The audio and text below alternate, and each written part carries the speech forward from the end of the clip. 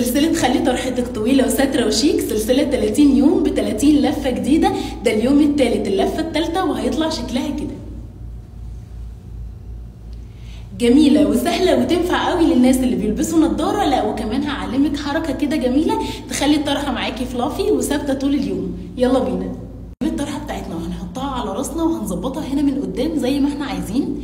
يعني احنا بقى بنحطها هنا ولا ورا شوية زي ما انتوا عايزين هتظبطوها. بعدين بقى هنعمل تركاية كده لذيذة هتخليها معاكي فلافي من قدام.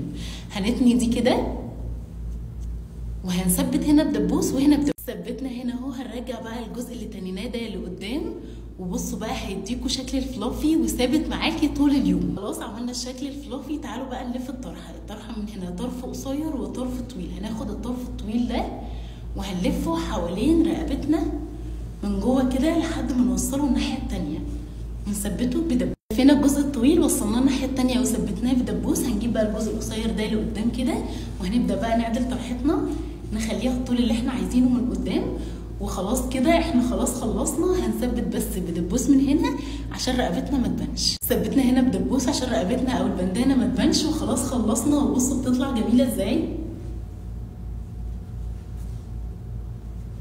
وحلوه قوي قوي للناس اللي بتلبس نظارات. جربوها وقولوا لي رايكم في الكومنتات.